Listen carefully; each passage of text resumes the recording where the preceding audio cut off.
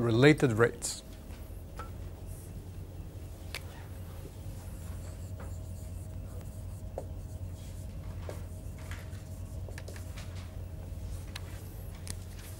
Okay. And the deal here is the following. You have two quantities, and they have a relationship between them. And you know one of them is changing. The question is, how is the other one changing? Okay? So, for instance, I say x plus y is always equal to 5. Okay? Always equal to 5. Doesn't matter. Always equal to 5. Now, the quantity x is changing. Okay? I tell you that x is 3t. So at time 0, x is 0. Right? At time 1, x is 3. At time 2, x is 6. So because x is changing, y is changing. Because they have to add to 5. And if I increase the x, I have to decrease the y. And moreover, y has to decrease at exactly the right rate, because x increases at this rate, 3. So y has to decrease at the rate -3. Because if it decreases any slower, they are not going to add to 5 anymore. And if it decreases any faster, they are not going to add to 5 anymore. So there is a requirement on the growth of y, or decrease of y, if you will. It's completely tied up to that of x. It's related to that of x. Okay? So what is, by the way, the rate that x, in this case, increases? I take a derivative, dx dt. And that's 3. That's the rate. If I'm measuring x, let's say this is a quantity, x is a distance. Okay? Let's say it's in meters, and t is in seconds. So this is meters per second. Okay? So let's see. Y is 5 minus x. So dy dt, the derivative of 5 is 0. The derivative of x is dx dt. Remember, because I'm taking derivative with respect to t. But dx dt is 3. So this is -3 meters per second. Exactly the same rate, but opposite.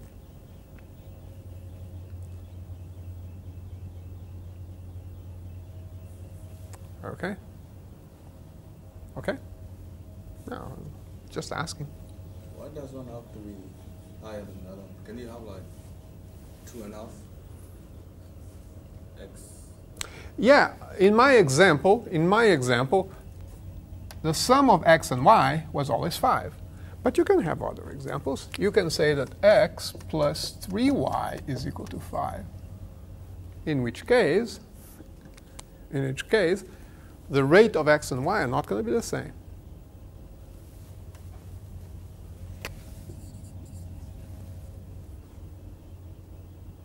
Okay? My example was aimed to be very clear that if I increase x by 1, I have to decrease y by 1.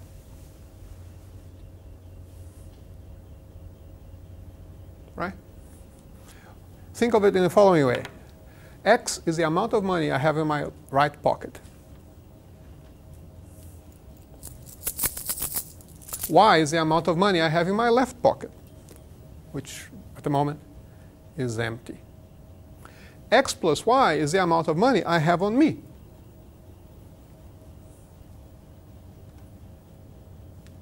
Okay? It turns out to be $5. If I remove money from my right pocket into my left pocket, okay, I don't change that amount. I still have $5, right? And if I put $1 per second on the other pocket, I'm losing $1 per second here, but of course I am winning $1 per second here. If I do this, does it disturb your machine? No?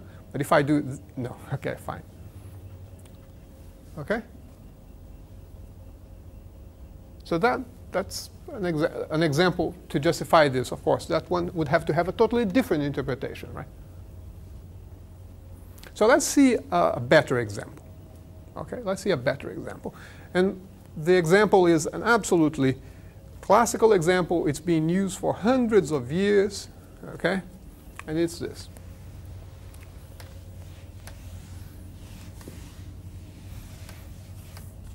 You have a ladder against a wall. Okay, so here's the wall, here's the ground, and we are looking at it in profile. If you will, that's the profile right there. Okay, wall, ground. Get a ladder, not a chair, a ladder, and prop it against the wall. In profile, you're going to see it like this.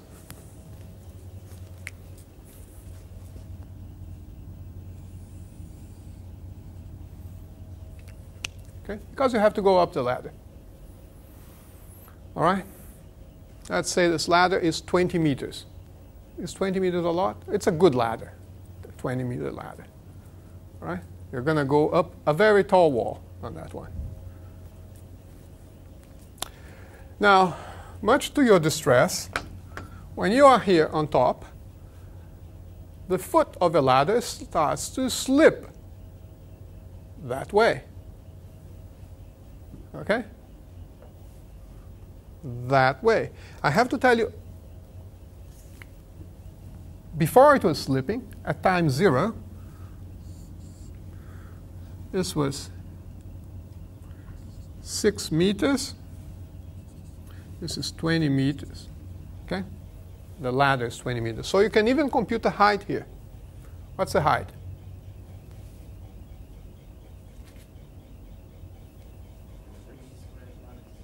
Yeah, use Pythagoras, right? Because 6 squared plus the unknown height is going to be 20 squared.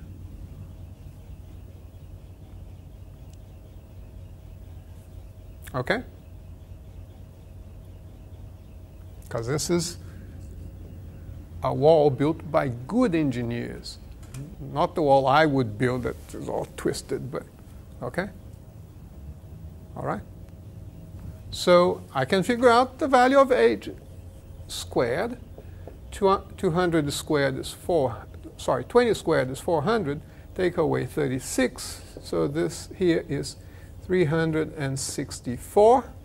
So h, the height, where the top of the ladder is resting against this wall, is the square root of 364. How much is that?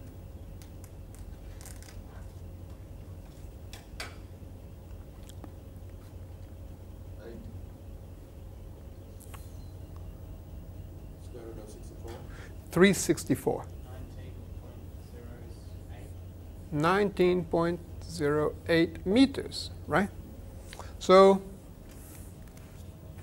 there you go. You're here near the top of the ladder, okay? Almost 19 meters up, and you have the terribly annoying feeling that you're going to fall very quickly because the foot of the ladder started to slip. Okay? Did you understand? Do you understand the setup? All right.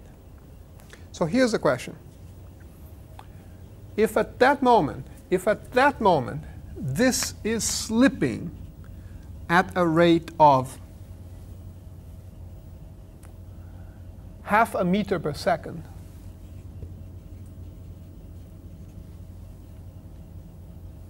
how fast are you falling?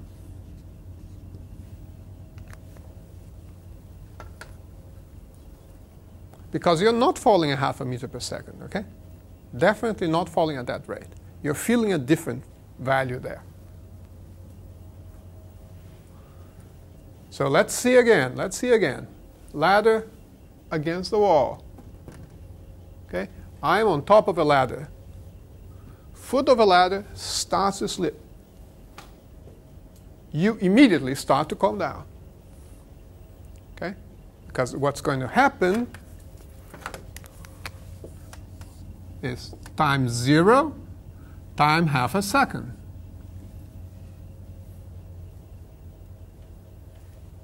Right?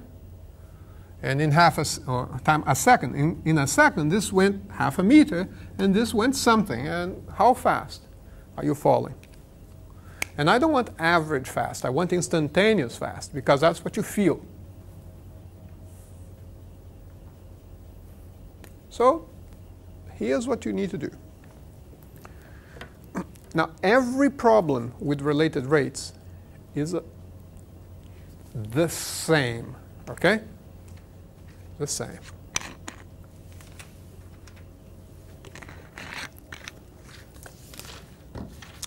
First,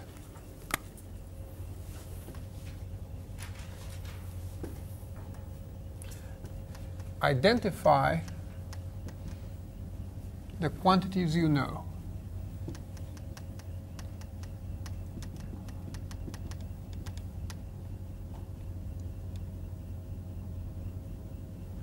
Second, identify what's asked.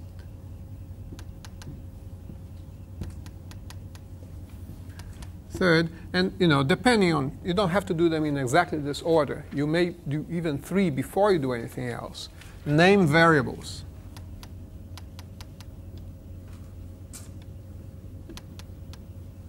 Four,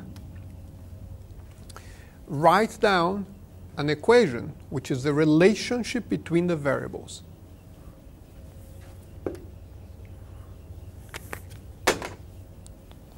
Write down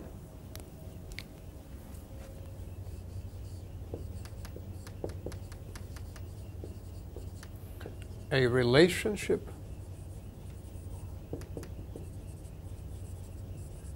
between the variables. 5, use derivatives.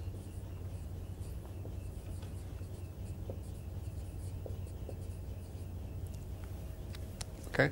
Of course, 5 is a very general suggestion. Use derivatives. You have to adapt it to each problem. Okay? So let's take a look here. What are the quantities we know to start with? I know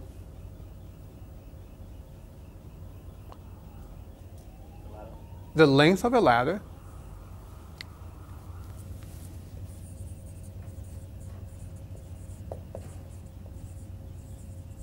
and that's 20 meters. I know how far the foot of a ladder is to the wall, and of course that's only when it starts to slip, right?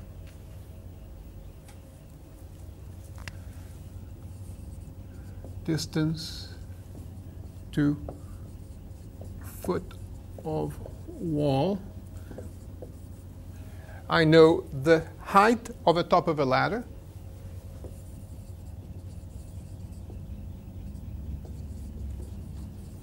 And that's 19.08.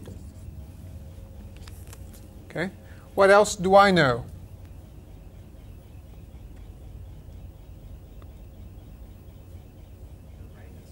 The rate of slippage. I'm going to write it like this. The horizontal rate of slippage. Is slippage a word in English?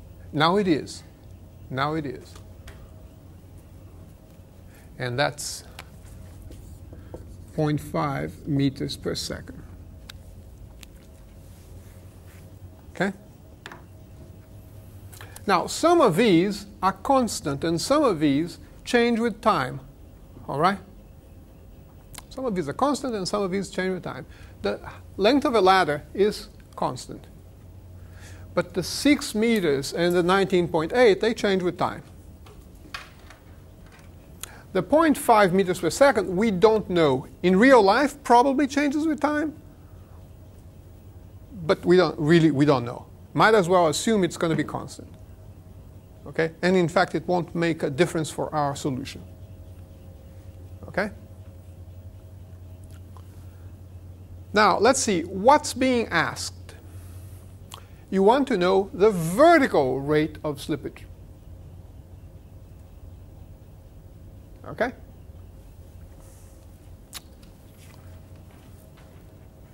So this is for 1, for 2.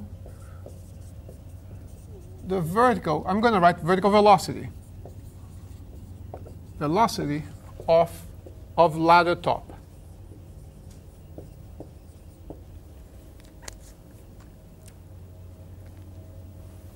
Okay? And it's going down, so it should be negative if we put the convention for plus if you go up, negative if you go down. So let's name some variables.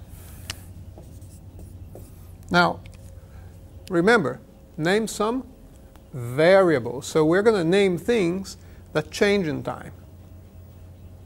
The things that change in time are most notably the x, the direction to the wall, and the y, the height on the wall. Okay? So we can write x, which depends on t, so I'm going to write x of t, which is the distance to the wall, and that's understood from the foot of a ladder, and y of t, it is the height of the ladder on the wall. You can do this also by picture, okay? You can do this.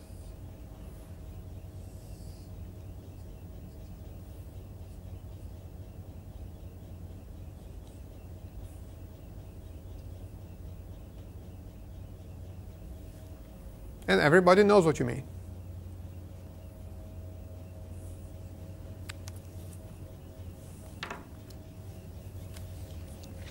Okay?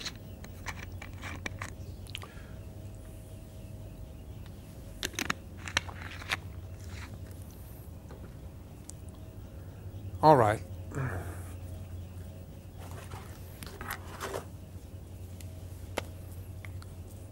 Write down a relationship between the variables. Now, depending on which problem, of course, you may have a lot more variables than just those. But we are going to deal with problems with like 2 variables, right?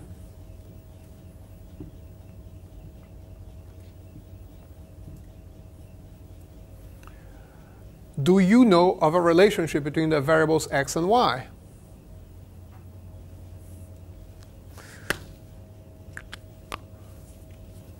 Take a look. X, Y, 20, 90 degrees. And don't be shy. Now, x squared plus y squared is 20. Pythagoras theorem. Okay? Almost what you said. Okay. In our case, it's x squared plus y squared is 20 squared. Not equal 20. I make a mistake myself. When you do this tape, go over and instead of saying 20, put 20 squared. Thank you very much. Put a better voice too, since we're at it. Let me put it this way. 4 over there, write down the relationship, is usually the tricky bit. Because each problem is going to be different. There are no rules to write down this relationship. It depends on how much geometry you know, how many formulas from geometry you know. Okay? If you don't know a formula from geometry that you need, you're going to have trouble. But normally, Pythagoras' relation is one that comes in the problems that we look at. Okay? Volume of a sphere some problems are like that. We're going to see when we do the tutorial problems with volumes, okay? Problems with area. So all of these things from geometry we use, okay? So this relationship here is true no matter what the location of the ladder is, okay? So throughout the whole, oh, I'm falling process, that's still going to be true. And remember that x is changing with time and y is changing with time, okay? By the way, after we name variables, go back to some of the things you know and take a look at this. The horizontal rate of slippage, right? So that guy is dx dt. It's how the value x is changing with time. Okay? You are told this.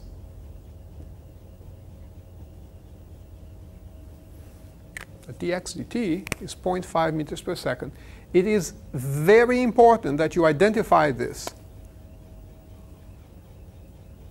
You can only write that after you choose the name for the variables, right? But after you do, you have to know that this is given. And what is being asked? dy dt. You want to know the vertical rate of slippage.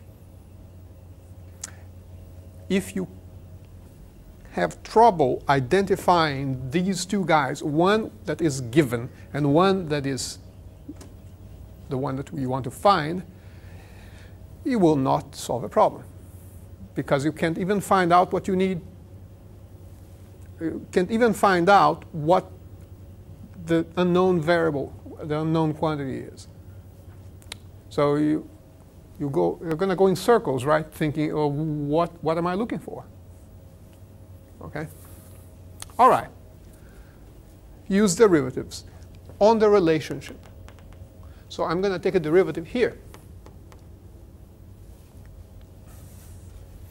Now, which derivative is that? It's a t derivative, a derivative with respect to t. Okay? So now remember what I said when we did implicit differentiation? I want you to take that derivative like we did there. Okay? So if I take a t derivative here, what's the derivative of x squared?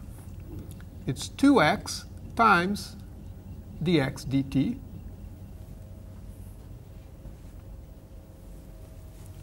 plus the derivative of y squared is 2y dy dt, and that has to be equal to the derivative of 400, which is 0.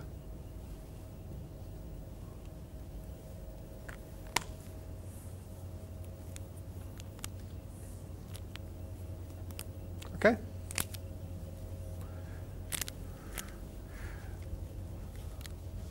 Now, to be able to do, again, to be able to do step 5, which I did just by writing it down, you need to be able to do the related, the implicit differentiation bit, because that's where it comes in.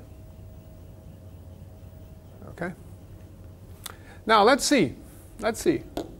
At the moment when the ladder starts slipping, what's the value of x? It's written on the board. 6.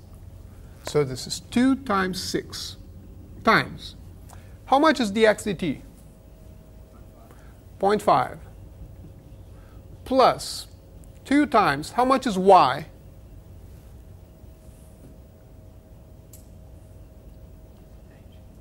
At 19, yes, 19.08. How much is dy dt? It's the quantity you want to know. And now solve for dy dt.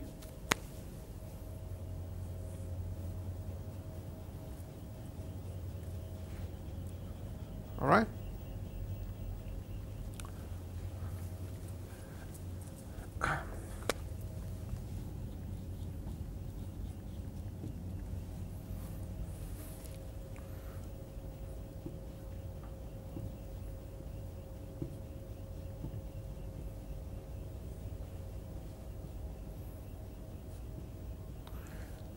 Calculator, please.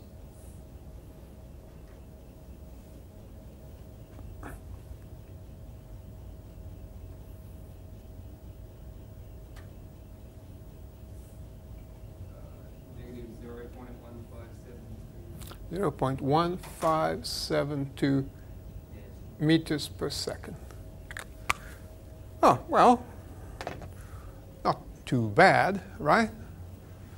0.15, so you're sliding down about 15 centimeters per second, which can be very annoying if you're up 19 meters, right?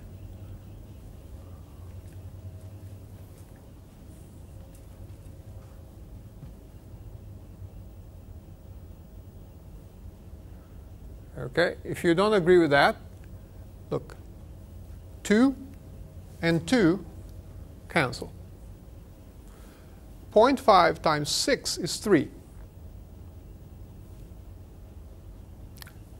3 put on the other side is negative 3. This 2 canceled out, divided by 19.08. If you don't believe me, you go home, take it home and do it. And you'll see that that's right.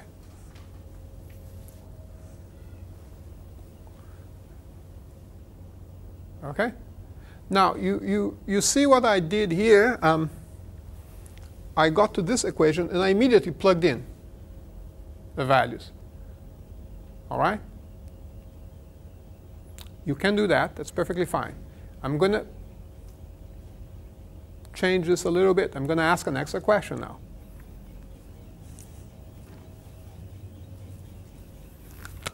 Let's say your reaction is to grab the top of a ladder and for dear life. You don't think of stopping it. You don't have anything to do. You're going to just fall, okay? And the ladder keeps slipping. Well, how fast are you falling after the ladder is now 10 meters away from the wall, but still slipping at this speed? Okay? So let's do that one. 10 meters.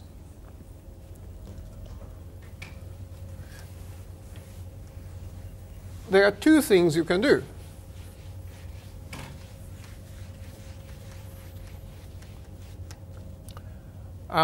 By the way, steps 1 through 5 are the same.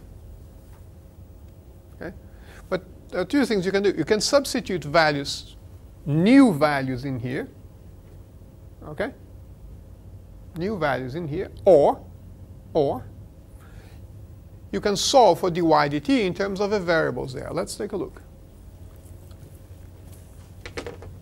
how to do that. First thing I'm going to do, there's a 2 multiplying each term. I'm going to cancel the 2. So x dx dt plus y dy dt is equal to 0. I'm going to put these guys to the other side.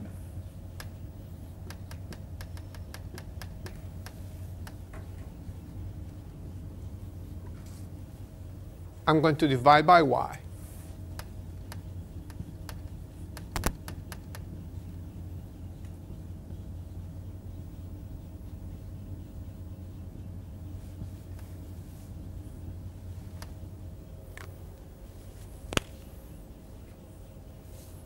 It moved a bit fast, I know, but each individual step is simple to follow.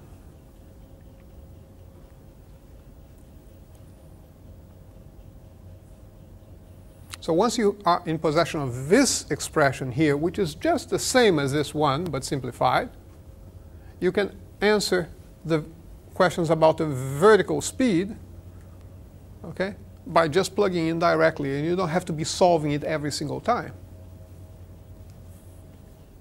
So what was the question? What happens when x is 10? Right? So let's plug it in. dy dt when x is 10 is negative. What's the value of x? 10, because that's the value I asked for. How much is dx dt?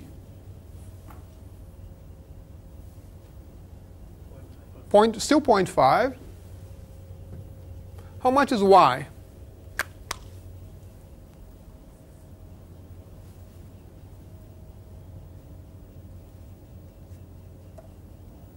How much is the value of y?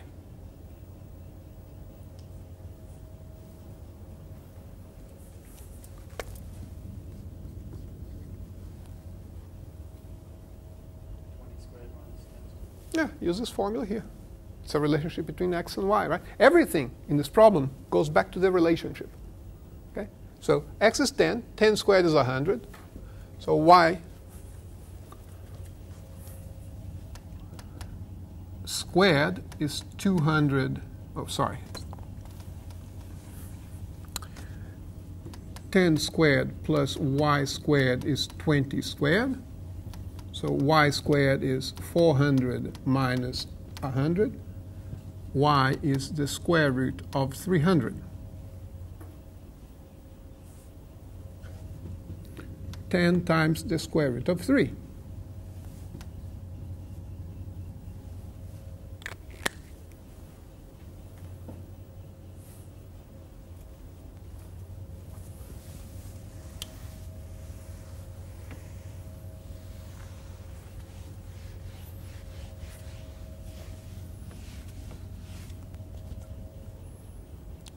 Okay? Guys? The 10s cancel. So this is negative 0.5 divided by square root of 3. How much is that?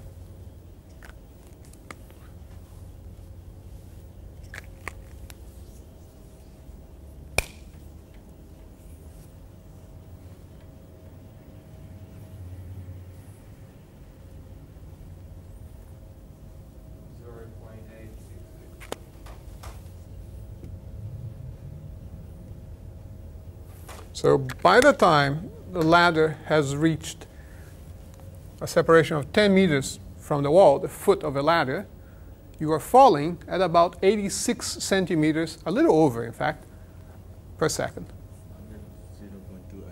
0.28. Oh, you got a different value? OK. Let's see. How much is square root of 3? 1.5. Ah!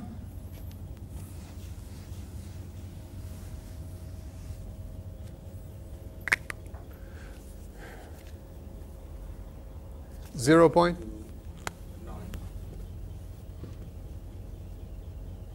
Is that it? Yeah. Okay. I run it off. Okay. So you're not falling that fast. You're falling at 29 centimeters per second, which is better, but still. Okay.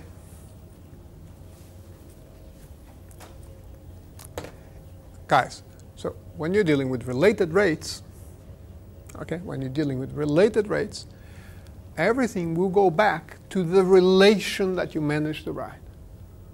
Okay? You're going to take derivatives here. You're going to plug in values here. And, of course, the formula that you have once you take the derivative. Here, another very quick one. Okay? Another quick one.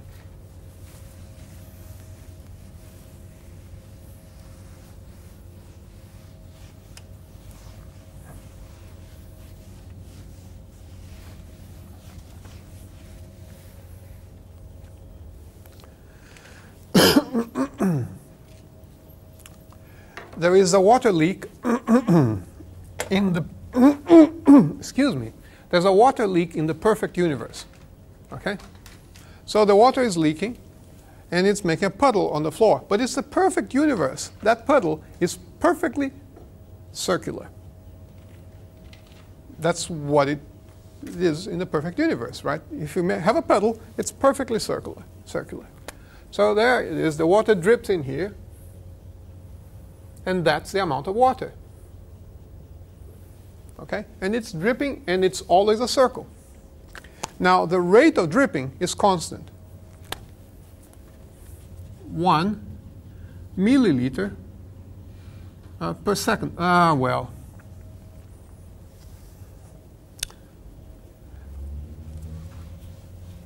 Let's, I have to translate milliliter into area. I'm not going to do that. It's dripping at a constant rate in here, okay? Which means that the area of your circle is growing at a constant rate. Every second, it grows by the same area because it's the same amount of water that's landing in there, okay? So everything is going to be measured in centimeters. So I'm going to say that the area is increasing. Area increases at a rate of 10 centimeters squared per second. I told you. Okay? So the area of the circle increases at a constant rate. Okay? So the question is, when the area reaches 100 centimeters square, how fast is the radius of the circle growing?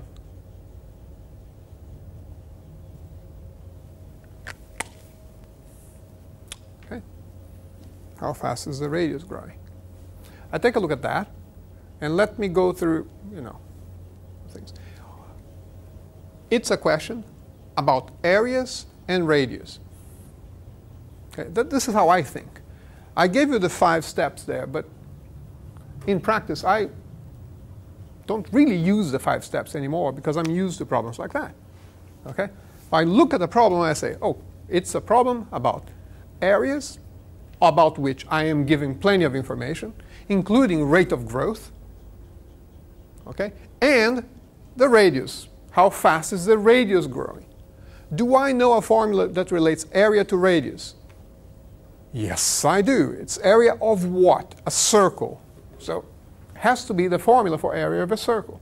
If it weren't a circle, if we lived in a strange universe that when water drips, it doesn't form a circular puddle, but it forms a square puddle, it would be a different area.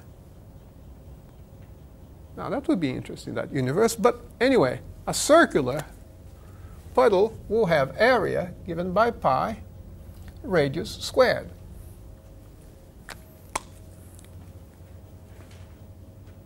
Okay?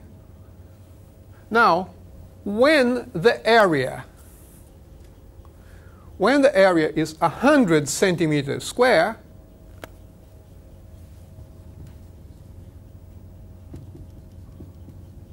I can find the radius.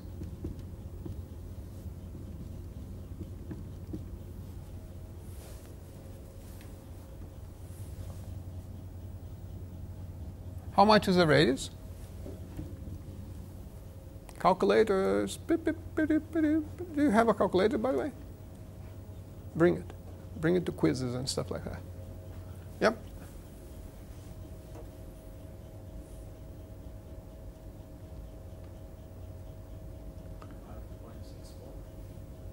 5.64 centimeters. Okay? All right, now, that's not what I want to know. What I want to know is how fast is the radius growing. So what I want to know is dr dt. There is one more thing here that has not been explicitly written down. I am told the rate of growth of the area. So I am told dA dt. How much is it? 10.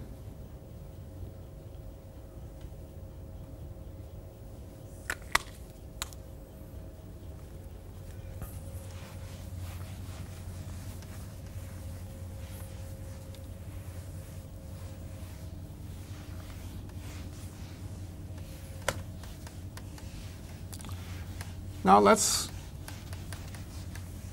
do the important step, step 5. You're going to take a derivative in the relation. And it's a time derivative, a t derivative. So the left is the derivative of a with respect to time is equal to pi times the derivative of r squared. 2r times dr dt.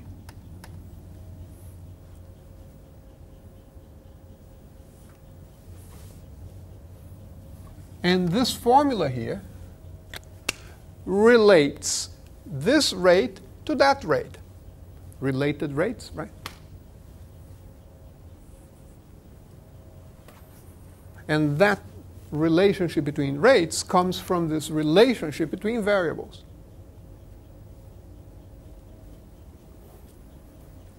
I'm just going to plug in values now. How much is dA dt?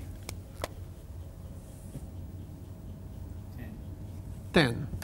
Pi is pi. 2 is 2. How much is r? The value of r that I'm interested in is this.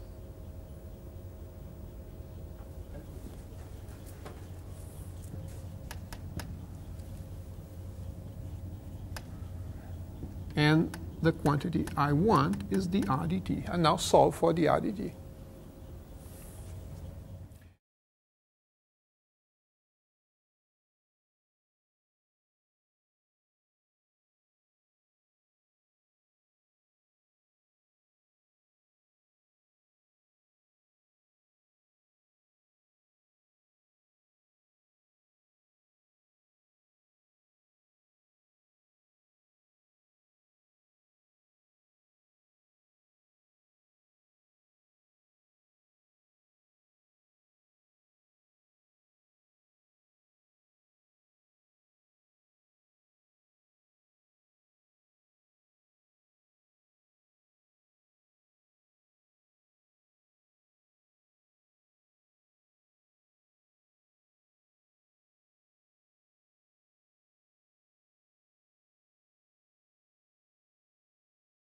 Two times 5 is 10. 10 cancels with 10, so the r dt is 1 divided by pi times 5.64.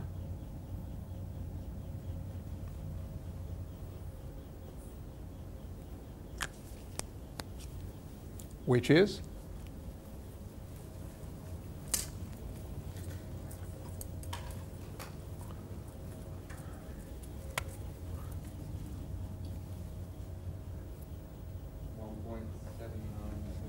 No, I doubt it's 1 point anything, because this is 5.64, this is 3 point something, so this number is big. 1 divided by something big is very small. So 1 divided by pi times 5.64?